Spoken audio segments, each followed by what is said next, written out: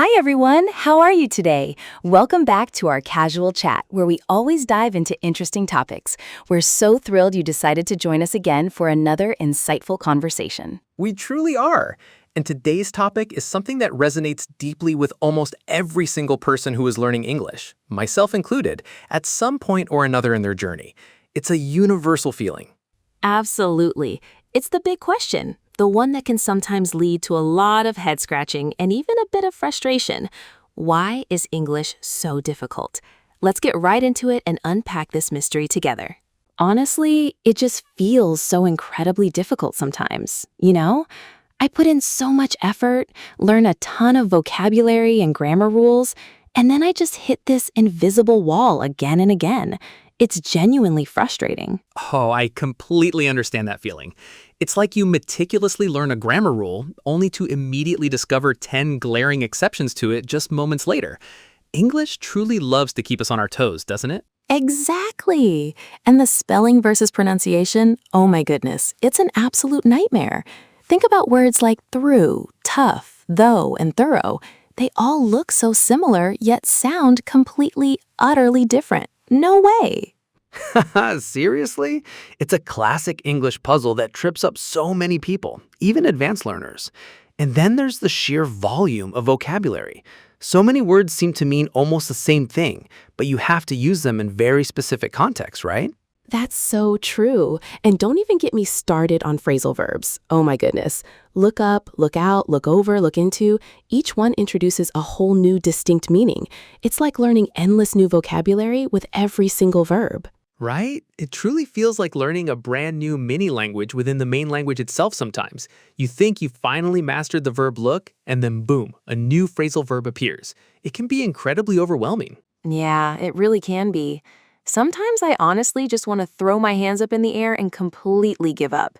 It genuinely feels like such an uphill battle, you know? Like, will it ever truly get easier? It absolutely will get easier with consistent effort, I promise you. But it's completely normal for it to feel incredibly challenging at the start. It is a complex language, but that complexity is also precisely what makes it so fascinating and rich, don't you think? But then there's the fear, the intense fear of making mistakes when I actually try to speak. It paralyzes me completely sometimes, freezing my brain. Oh, that's exactly me too, when I'm trying to speak a new language. It's like your brain just freezes up and you suddenly forget absolutely everything you've painstakingly learned. It's a common struggle. Yeah, and then you get this awful knot in your stomach and you just don't want to say anything at all because you're so scared of sounding silly or even worse, being completely misunderstood. It's a terrible feeling. I completely understand that feeling. It's a huge psychological hurdle that many learners face. But honestly, everyone makes mistakes, especially when they are learning a new language. It's an absolutely essential part of the learning process. I know that intellectually, my brain understands it, but emotionally, it's incredibly hard to shake off that feeling of apprehension. Like, what if someone laughs at me, or they just don't get what I'm desperately trying to say? It's a natural fear, but try to think of it this way. A mistake is just a valuable stepping stone. It clearly shows you precisely where you need to improve, and more importantly, it means you're actively trying. That's a great point. I guess it's really about shifting my perspective, right? From seeing mistakes as terrible failures to seeing them as actual opportunities for growth and learning. Exactly. Think of all the native English speakers who make mistakes every single day. We misspeak, we mispronounce words, we use the wrong idiom sometimes. It happens constantly in natural conversation. Oh, embarrassing moments. I have so many. One time, I tried to say I was full after eating a really big meal, but I accidentally said I was full. Oh my goodness, it was awful. Oh my goodness, that's a classic one. Seriously? I can just imagine the look on everyone's faces around the table. That must have been a bit more than just awkward, I think. It was so incredibly embarrassing. Everyone just stared at me, completely speechless. I wanted to disappear into the floor right then and there. I just turned bright red. I still cringe whenever I think about it. Wow, I bet. But see, those are precisely the kinds of stories you look back on years later and laugh hysterically about. I once told someone I was pregnant instead of preoccupied. No way. You're kidding. No way. That's even worse than my full story. Oh, that's absolutely hilarious. What on earth did they say in response to that? They just kind of blinked at me for a split second, then politely asked if I needed to sit down. I quickly corrected myself, obviously, but the comedic damage was definitely done. Oh my goodness. See, these things happen to everyone. It honestly makes me feel a little bit better knowing I'm definitely not the only one with these kinds of wildly embarrassing stories. Definitely not. We all have them, trust me. It's precisely how you learn and grow, right? Sometimes the most memorable and effective lessons come from those little linguistic stumbles. But those moments, even the funny ones, just chip away at your confidence. It's like I have all these words and grammar rules stored in my head, but they just get stuck when I need them. That's so true. Lack of confidence is a huge barrier for so many learners. You know the answer, you've practiced it, but the moment you actually need to speak, it simply vanishes. Exactly. And then you start second guessing every single word you're about to say. Is this word right? Is that the correct tense? It's utterly exhausting to constantly monitor yourself like that. It really is. It's often a mental block more than it is a language block, you know? It's not necessarily about not knowing the language, but about not trusting yourself enough to use it. Yeah, I think that's precisely it. Not trusting myself. How do you even begin to build that vital confidence up when every single conversation feels like a high-stakes test or a performance? Well, it starts small, with tiny steps, like just genuinely accepting that your English is perfectly good enough for basic communication. It doesn't have to be absolutely perfect from day one, not at all. Good enough for communication. I actually really like that phrase. It takes a lot of pressure off, I guess. We're not aiming for a Nobel Prize in English literature right away. Precisely. The immediate goal is simply to get your message across effectively. Focus on being understood, and the rest, the fluency and the accuracy, will naturally come with consistent practice. Oh, speaking of mental blocks, I always catch myself translating absolutely everything in my head, from my native language to English and then often back again, just to double check. Oh my goodness, that's truly one of the biggest hurdles for learners. It really slows down your English speaking significantly and makes it feel incredibly unnatural and choppy, doesn't it? Absolutely. It's like I'm running two different languages simultaneously in my brain, and by the time I finally formulate the complete sentence in English, the moment for me to speak has long since passed. Seriously, you're basically acting as a real-time translator for yourself inside your head. It's an impressive feat of mental gymnastics, but totally inefficient for natural, spontaneous conversation. It's so frustrating because I know I shouldn't do it, but it's such a deeply ingrained habit, almost automatic now. How do you even begin to break free from that kind of mental loop? It's tough, I won't lie, but the key is to actively try and start thinking in English, even if it's just little, simple thoughts like describing what you see around you in your mind. Thinking in English? Wow. I honestly never thought about that beyond just trying to speak it out loud. So like an internal monologue, but completely in English? Exactly. Try describing your morning routine to yourself in English. Narrate your thoughts as you do everyday tasks. It's all about creating an English bubble in your mind, a safe space. That makes so much sense. It brings up another point. Why is speaking so much harder than listening? I feel like I can understand almost everything when I listen. That's a very common observation, and there's a good reason for it. When you're listening, you're primarily decoding. You're processing information that's already been created and presented to you. Right. My brain just absorbs it passively.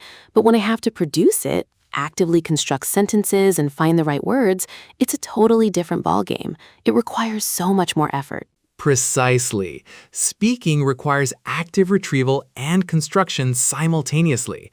You need to access your vocabulary, grammar rules, and correct pronunciation all at once, under pressure. It's like my brain goes into overdrive trying to manage all those different functions simultaneously and in real time.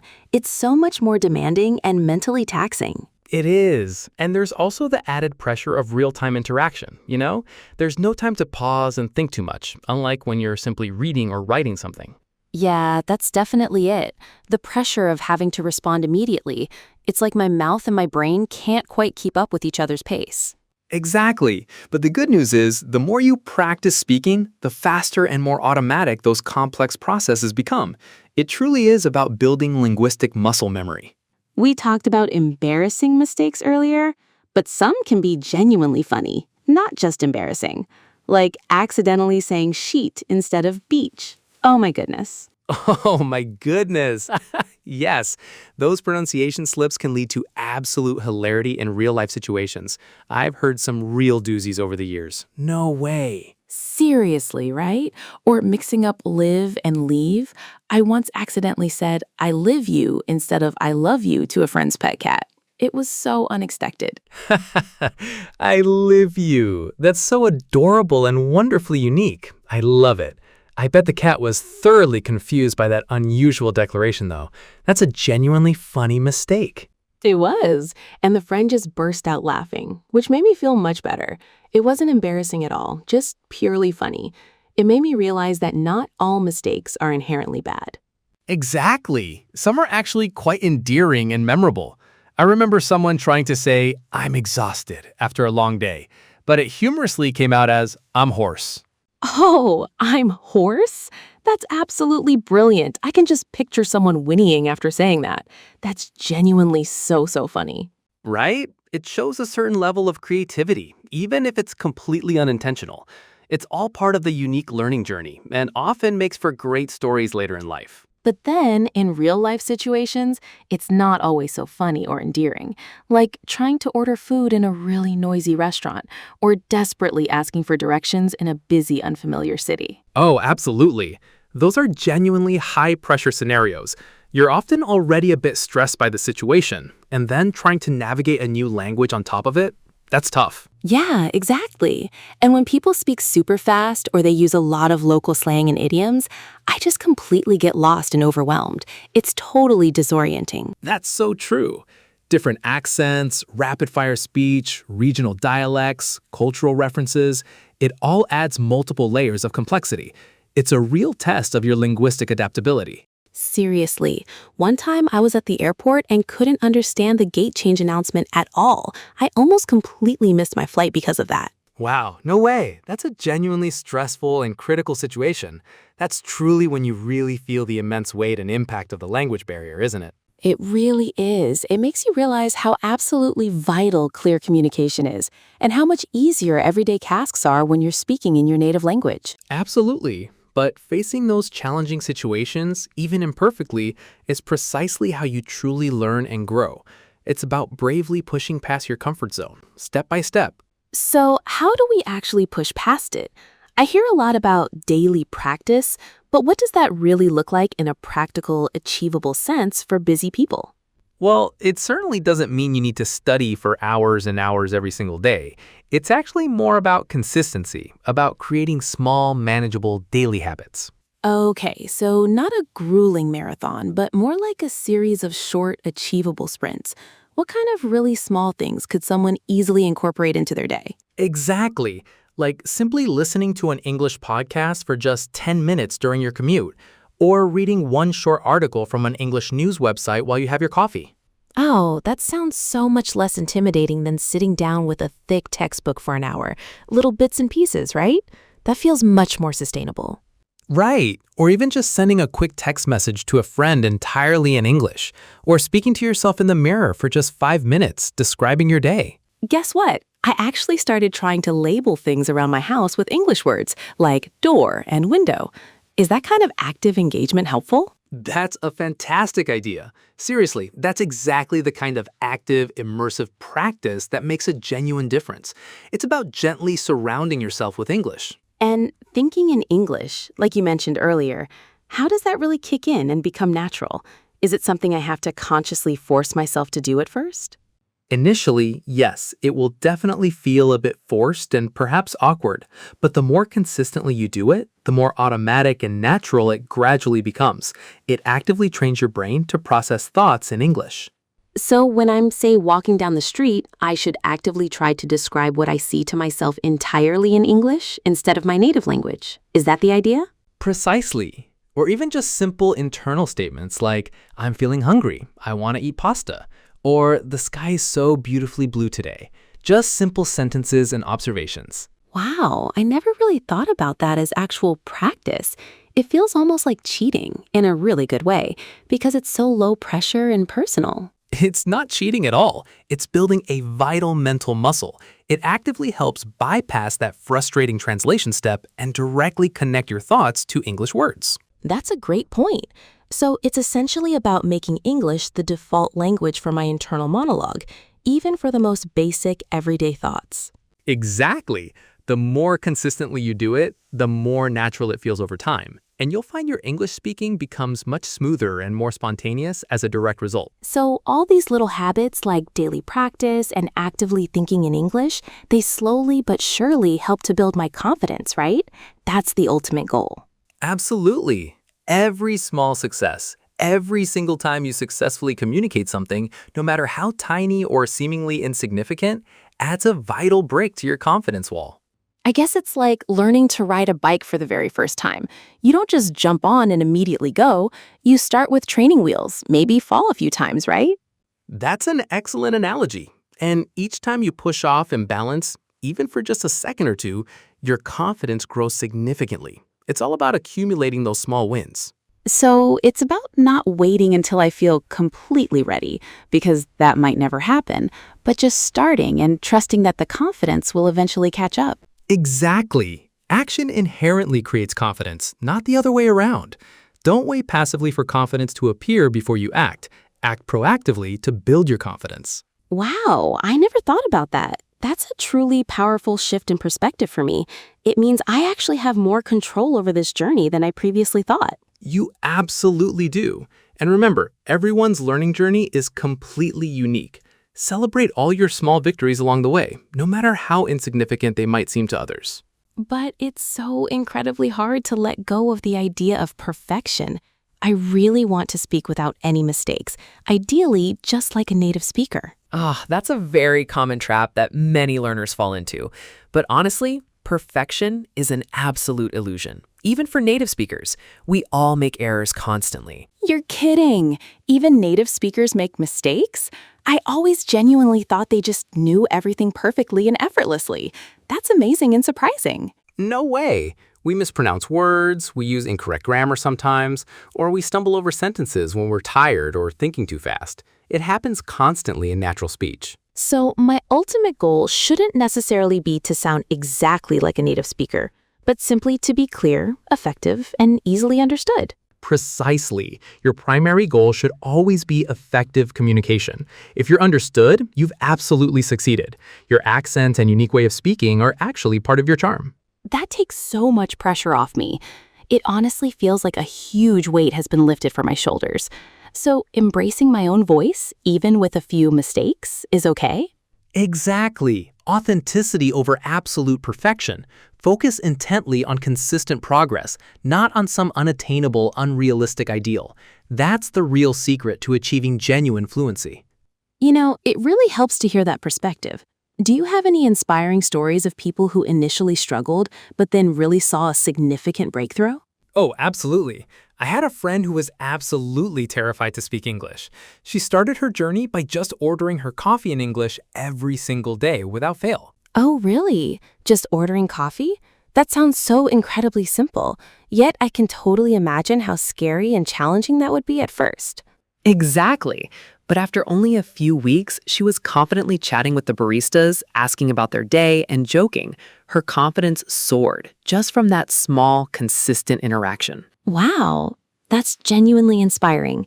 So it's truly about finding those low-stakes opportunities to just use the language in a real-world context, right? Yes, and another person I know decided to teach English to a complete beginner.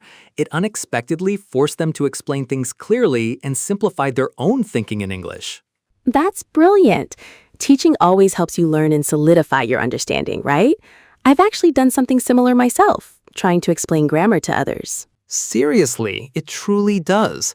Those small, consistent efforts eventually compound into significant improvement and lead to genuine fluency over time. So, summing it all up, what are some really simple, actionable tips anyone can start doing today, right after listening to this conversation? Okay, first, bravely embrace mistakes. They are genuinely your best teachers. Don't let them ever stop you from opening your mouth and speaking English. Got it. Make friends with my mistakes and see them as learning opportunities. What's the very next step after that? Second, start creating your own English bubble. Try actively thinking in English for just 5 minutes a day. Describe your immediate surroundings. Okay, 5 minutes of internal English chatter every day. That feels totally doable and not overwhelming at all. Third, find a daily micro-practice habit, whether it's a short podcast, one English song, or a 2-minute chat with yourself. Consistency is absolutely key here. Micro-practice for consistency. That makes so much sense. And what about that elusive confidence thing we discuss so much? Fourth, speak out loud, even if it's just to yourself. Read English texts aloud. Talk to your pet in English. The sound of your own voice speaking English really helps build comfort and familiarity. That's amazing. So essentially, just start using it, even imperfectly, and diligently keep at it, one small step at a time. Exactly. Remember, English speaking is a continuous journey, not a fixed destination. Celebrate every single step of your improvement, no matter how small. Wow, this entire conversation helped me so much more than I expected. I honestly feel a lot less frustrated and much more hopeful about my English journey now. That's truly wonderful to hear. We sincerely hope today's conversation helped all of you feel exactly the same way and inspired you to keep going. Remember what we emphasized today. English is not difficult forever. It truly becomes easier, more natural, and more enjoyable with consistent practice. Don't ever be afraid of making mistakes. They are your guide. Keep actively speaking English every single day, even just a little bit. That's the main takeaway. If you enjoyed this conversation and found it helpful, please do us a huge favor and like, comment, and subscribe wherever you listen to your podcasts. Thank you so much for taking the time to listen to us today. Your support means the world to us. We'll eagerly see you again in the very next episode for another great chat. Take very good care of yourselves, everyone, and keep up the amazing work. Bye, everyone.